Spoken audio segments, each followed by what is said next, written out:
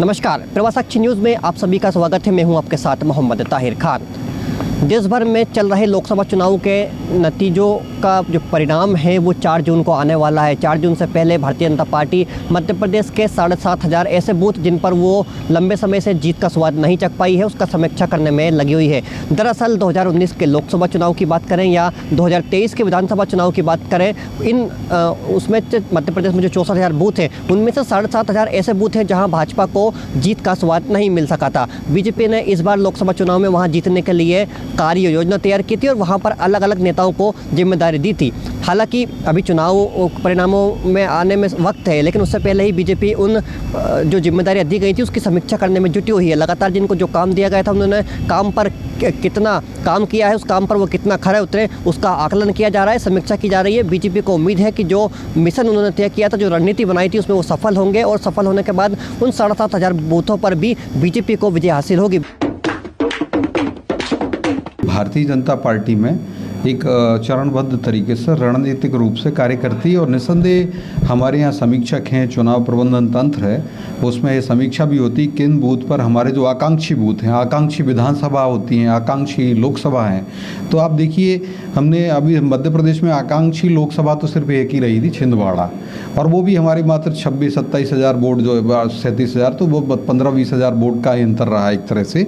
तो वहाँ पर भी इस बार हमने काम किया है और जिस प्रकार से हम छोटी से छोटी जो एक रणनीति बनाते हैं माइक्रो लेवल पर जाकर के संगठन के द्वारा बूथ विजय संकल्प अभियान, बूथ लेवल पर करणीय कार्य, लाभार्थी संपर्क अभियान और मोदी जी का राम राम, मोदी जी का प्रणाम, मोदी जी का गुलाल, इस प्रकार के अनेक कार्यक्रम किए गए और हमारे कार्यकर्ता बूथ लेवल के कार्यकर्ता गए हैं। 42 लाख से ज़्यादा कैलाश पर्वत जो है हमारा बूथ पर तैनात है और वो गए हैं और इसकी निरंतर समीक्षा और उन कार्यकर्ताओं से सतत संपर्क संवाद बनाने का काम हमारे माननीय प्रदेश अध्यक्ष BD शर्मा जी हैं, संगठन महामंत्री माननीय हितानंद शर्मा जी स्वयं वहाँ जा करके मॉनिटर करते रहे हैं, उसको अवलोकन किया है, उसका मूल्यांकन किया है निसंदेह, और जो कार्यकर्ता उनसे संवाद किया है, वहाँ के लाभार्थियों के पास भी वो गए हैं। तो यह निसंदेह वहाँ की जो जनता है, जो बूथ हैं और जो आकांक्षी बूथ हम कह सकते हैं, उन बूथ पर भी इस बार हमें अपेक्षित सफलता प्राप्त होगी और आप देखिए 4 जून को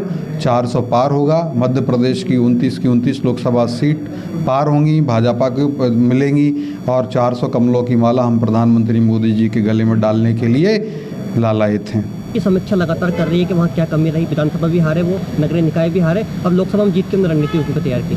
देखिए, भाजपा के चाहे राष्ट्रीय अध्यक्ष हों, चाहे देश के प्रधानमंत्री मोदी जी हों, सभी ने देश की जनता से अपनी उपलब्धि, अपनी गारंटियों के आधार पे आह्वान किया था कि प्रत्येक पोलिंग बूथ पे 370 वोटों की वृद्धि करनी। आज हम 5 चरणों में देख रहे हैं कि जिस प्रकार से वोटिंग प्रतिशत कम होता जा रहा है, तो देश की जनता ने भाजपा को नकार दिया है। न जनता भाजपा के साथ है, न भाजपा के कार्यकर्ता भाजपा के साथ है। आज स्थिति ये है कि लोकसभा चुनाव में कांग्रेस का प्रत्याशी पूर्व कांग्रेस के प्रत्याशी से लड़ रहा है, भाजपा का कार्यकर्ता क्या कर रहा है? दरी उठा रहा है, दरी बिछा रहा है, दरी उठा रहा है, दरी बिछा रहा है। तो कहीं ना कहीं भाजपा के कार्यकर्ता का मनोबल टूट चुका है, जिन्होंने भाजपा को मजबूत करने में अपना जीवन खपा दिया। आज वो कहीं ना कहीं पर्दे के पीछे जा चुका है और पर्दे के आगे वो नेता हैं जो अन्य दलों से आए हैं, जिन्होंने भाजपा के साथ में डील की।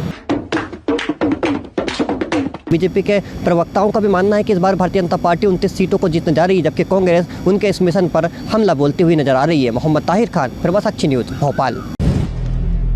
अगर आप भी लेना चाहते हैं देश दुनिया की तमाम जानकारी तो आज ही सब्सक्राइब करें हमारे चैनल को।